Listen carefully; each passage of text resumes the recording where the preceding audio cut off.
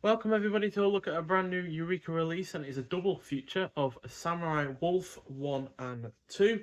So both of these are directed by Hideo Gosha, who also did the really rather fantastic Free Outlaw Samurai, which was released by the Criterion Collection, and Violent Streets, which I believe was released it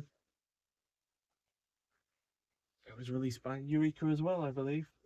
Yeah, I think it was. But yeah, still, regardless, two really rather good films. So I had high hopes for this double feature. Both films also star in the lead role Isao Natsu Yaga, who was also in Violent Streets. Sorry if I'm butchering his name. And yeah, the first film, Samurai Wolf, was released in 1966, clocks in at 74 minutes long. And it's the story of a vagrant samurai, the solitary, savage, and scrupulous Kaiba, or Kiba, who arrives at a village to defend a beautiful blind woman against a sinister plot.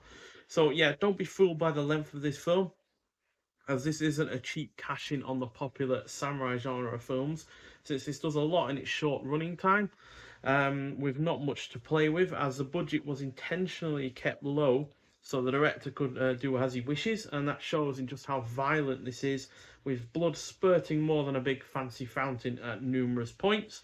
Thankfully, though, there is more to this than just violence, as the sword play is well handled, the cinematography is excellent, the score is great, the cast is really good, the pacing is on point, and it is engrossing throughout. Sure, it could do with some more characterization for some of the main characters, but that is only a slight complaint amongst a sea of positive elements, and you can see why the characterization might take a bit of a step back, purely because of the length of the film. Obviously, 174 minutes is only an hour 14 minutes at the end of the day. That is not very long to do a lot of characterization. So, but still, what is there is engrossing and yeah, well done despite all of that. And then we have Samurai Wolf 2 from 1967. Now, this clocks in at 72 minutes long, so slightly shorter. And Kaiba finds himself entangled with a group of prisoners being transported to their executions, one of whom oddly looks exactly like his dead father.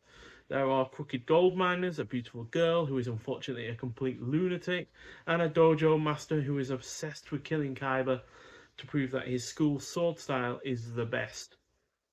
So this sequel maintains a majority of the positive elements of its predecessor, but a somewhat less focused plot, as you can probably tell by the plot synopsis there, ultimately means this is a slight step below the first film. However, I did appreciate the different tone this was going for, in that it is darker and melancholic. I can't say that word. Basically, just a little bit. It's a lot darker, a lot more downbeat, while we get some effective characterization for the lead character, as we get some backstory to him, because obviously when he sees this person that looks like his dead father, we get a flashback or two scene where we look back at his childhood and how his father became to die. So yeah, it's really good in that regard. But yeah, like I said, a slight step below the first film, but still. First film gets 4.5 out of 5 from me, and the second 4 out of 5. So yeah, two really good films, and they complement each other really rather nicely.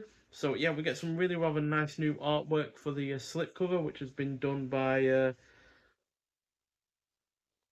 it doesn't say, I don't think. Oh yeah, by Tony Stella. So yeah, I really like that artwork, and yeah, just show off the characters and the kind of violent escapades that they get up to.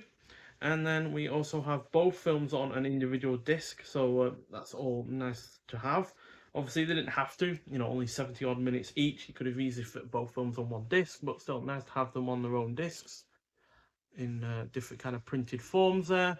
We also get reversible artwork as well, no doubt with one showing you know, the first film, and yeah, the second film on the reverse side there, which again is really nice.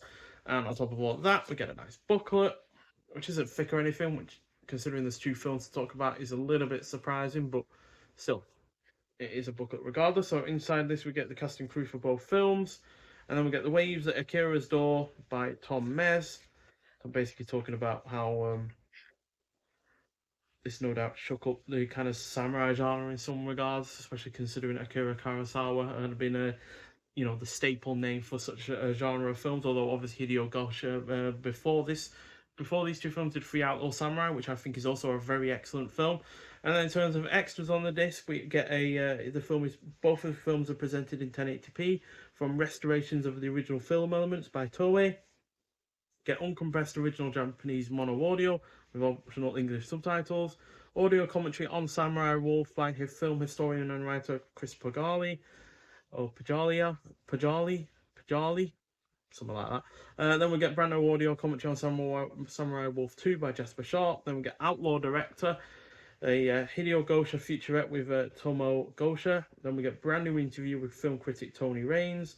And then we get the reversible artwork, booklet, and slip cover that you've already seen. So, yeah, two really, really good films, to be honest. I had some expectations for both of them, given, like I said, I've seen two of Hideo Gosha's films before, and really rather enjoyed both of them. So I was having high hopes for both of these films, and they exceeded or matched those expectations, quite frankly. So, yeah, both really, really rather great. So if you're into 60s samurai films, then I'd highly recommend both of them. But obviously, if you're going to get this release, you'll get both of them regardless. So, yeah, even if you're only going to be interested in, say, the first one, given I've really rather highly rated that one, then at the end of the day, you're going to get the second film as a little bit of a bonus. But the second film still has plenty of things going for it in its own right.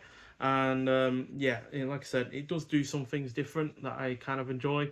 But I just wish the plot was a little bit more focused. There is numerous characters there, and when you've got a film that's only 72 minutes long, it feels like these characters are kind of brushed over quite quickly, and their motivations and backstories and whatnot are really rather quite shallow, and that's a bit of a shame. If it had been longer, then that might well have been the better film of the two, because, yeah, like I said, the plot is darker, it's more downbeat, but it also does that in a way that's effective. I just feel like if it had been longer, then you'd have had the characterization be better, then you would have had that through line of all of the darker, more melancholic moments in it as well, to, you know, be fleshed out in a lot better of a way. But obviously, like I said, Gosha was working with such a limited budget that, you know, getting a 90-minute, 100-minute film might have been quite impossible on his small, you know, production budget that he had. So, yeah, but still, really, really good films. Highly recommend both of them.